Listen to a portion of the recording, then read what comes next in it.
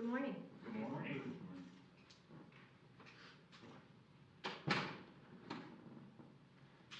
Good morning, folks.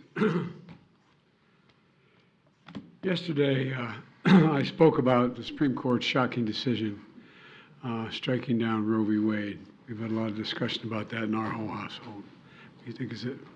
Anyway, Jill and I know how painful and devastating the decision is for so many Americans, and I mean so many Americans.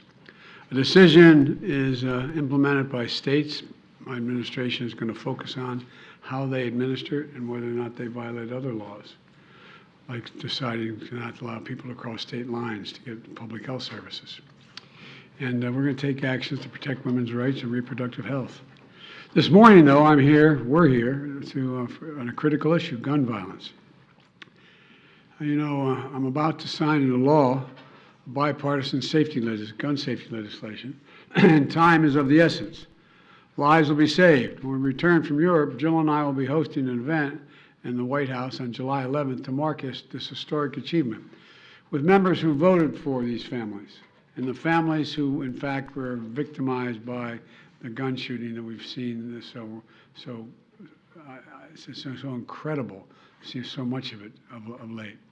And advocates have worked really hard to do something about it. I've been at this work for a long, long time, and I know how hard it is, and I know what it takes to get it done.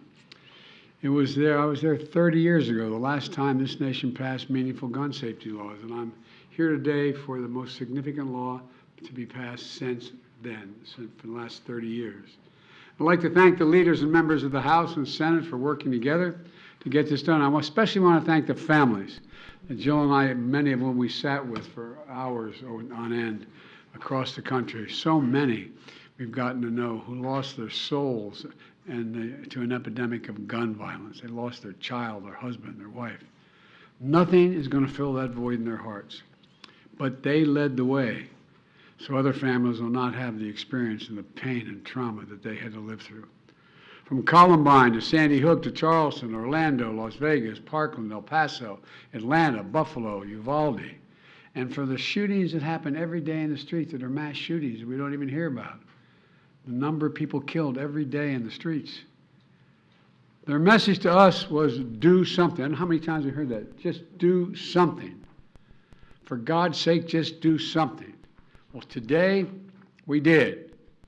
While this bill doesn't do everything I want, it does include actions I've long called for that are going to save lives. It funds crisis intervention, including red flag laws.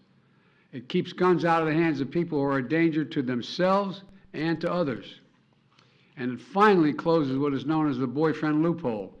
So if you assault your boyfriend or girlfriend, you can't buy a gun or own a gun.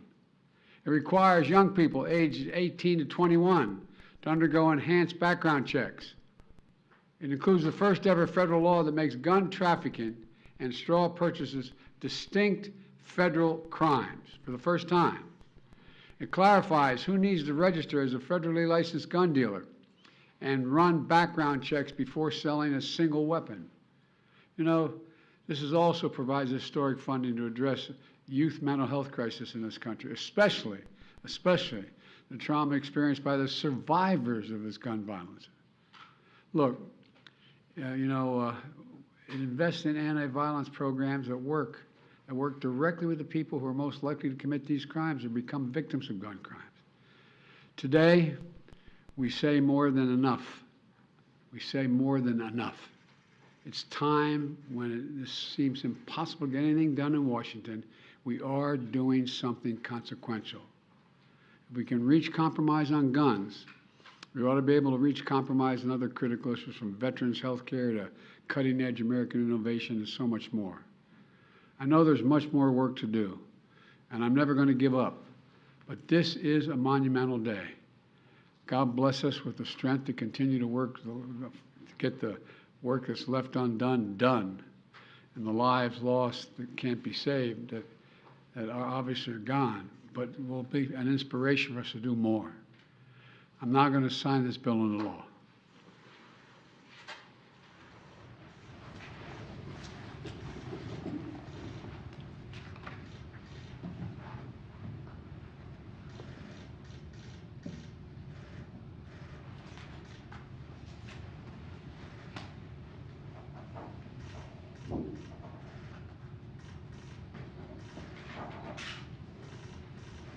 God willing, it's going to save a lot of lives. Thank you also very much. Mr. President, we take a couple questions. Thanks. I have a helicopter waiting for me to take off. We're going to have plenty of time to talk about a lot of this. Do you think the Supreme Court is broken, in your view? I think the Supreme Court has made some terrible decisions. But these decisions Term made limits on the Supreme Court. Will you reconsider your previous support opposition to ending the expanding the filibuster. court, sir? What about term limits for justices?